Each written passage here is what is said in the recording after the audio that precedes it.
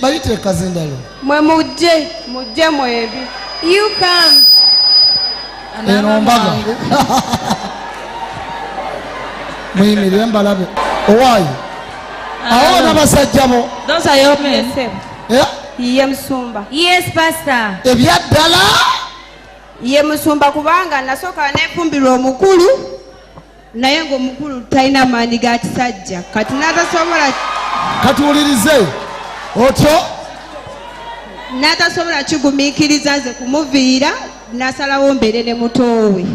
First of all, I got married to this gentleman. So consider him. First, we're Goja. Twende pole pole. What is it you cannot forget in your life?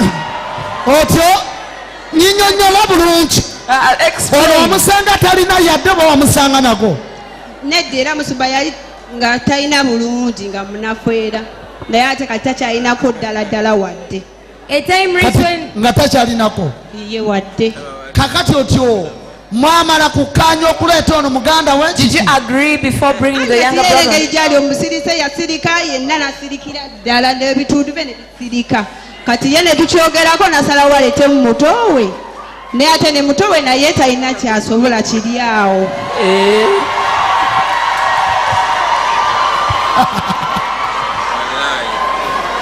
Chichate. What's the matter again? Oh. Hey. God come and see you. Chukira wamugante we Pastor Iga byayagala. Tell him I said that is what Pastor Iga wants.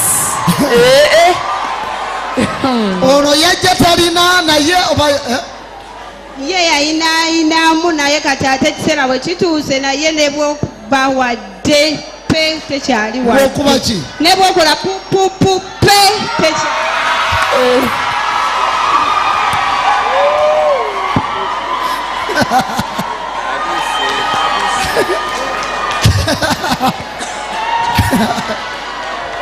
Sebo. Gentleman. Otyo byali bitya? Ono yajja atya makaago. How did the story go? Pastor, olw'okuba nti munnange nali mwetaaga nnyo. Pastor, because I needed my wife. Kyanfaanira bubi ate okumugaba ebbali.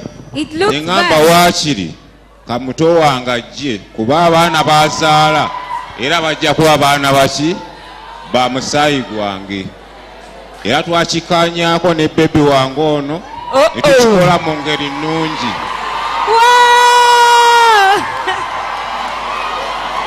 Abange What? nkyalimu akategeera oba nabuuzebuuze dda.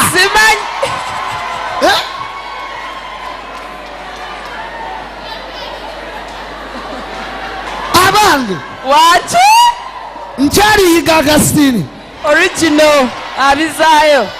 Mweba Asha munkwateko mulabo oba yenzi. Yeggwe. Kaakati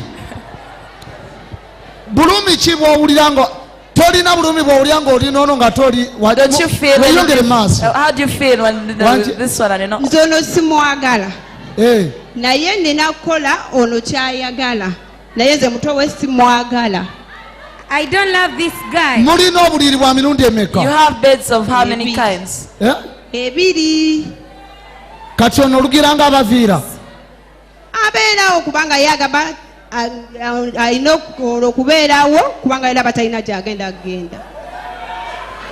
n'adda wali n'abawulira aba takyalina kyakusalawo kubanga yalemererwa okweyimirirawo ng'omusajja.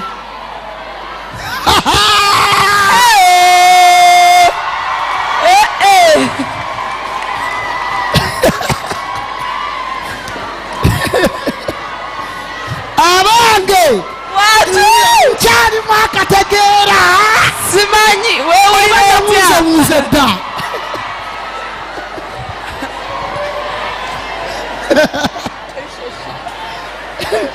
Munsitulewo. Bakuyoleyoole.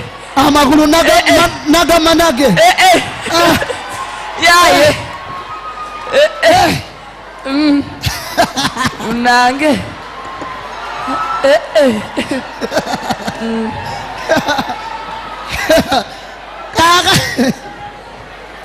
kati ku basajja bombi now of the two men ani gwoyagala nsabira awone. who do you want me to pray? era bonna ekizibu kati bafunye kyekimu ogenda basabira naye ngondo gwenjagala.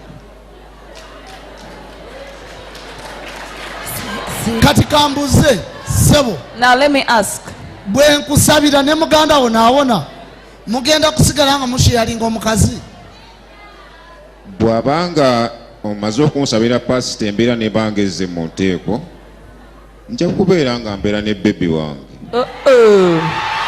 shibubu kyembuuza mutowo ng'awonye naawe ng'owonye mugenda kusigala nga mushiyalinga when your brother is healed and healed, are you going to keep sharing the same woman? ekyo tetugenda sishalinga lwa nsonga nze nali nkikoze asobola okugira nga akyamunkuumidde paka ngenza okulaba nga obuzibu bugenda mu maaso nensalawo okujja mu maaso gonsabire. owulira otya nga muto wali ne mukazi wo bali kuli ku kitanda oli wali owulira otya? siina buwe bwenkiwuliramu nnyo lwa nsonga nze sikyesobola. tokyesobola n'oleka muganda wo butereevu gwe tekikwasa nsonyi Don't you feel ng'oli ne muka muganda wo nga muganda wo ali wali to be with the brother's wife abawulira? when he's there? muganda kyabaŋŋambye naye kye nina okukola kubanga namuwulirizaamu kubanga ye mukulu wange.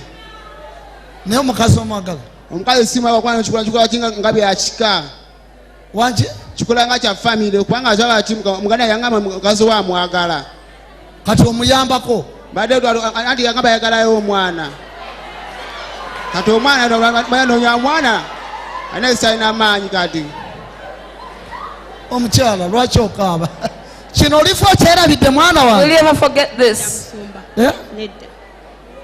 nedda kubanga ate kati byonna byonna mpulira mbikooye kuba kati bonnabonna kati nesaawa eno byonna byonna mbikooye kuba kati bonnabonna tebakyesobola kati mbikooye. kati oyagala baviira You want to leave them? oba gonsabira nefuna omusajja omulala kati mbikooye oba baleeteyo omuganda waabwe omulala? nedda tobiddamu. nedda. kwata ku lubuto lw'omusajja wali booti n'omukono mulala waggulu Touch your waggulu ku kibegabega man's stomach and gamba nti ayi yesu say, Jesus, musajja wange mutunuulire omusajja wange My man. njagala awone njagala awone ayake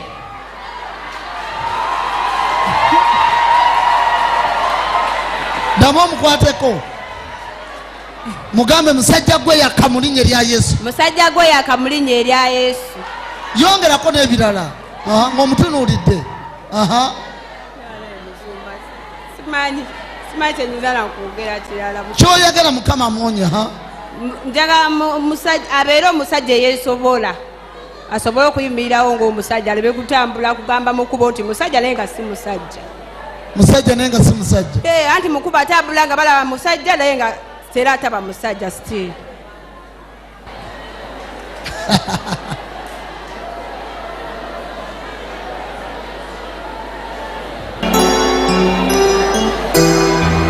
tukyaleho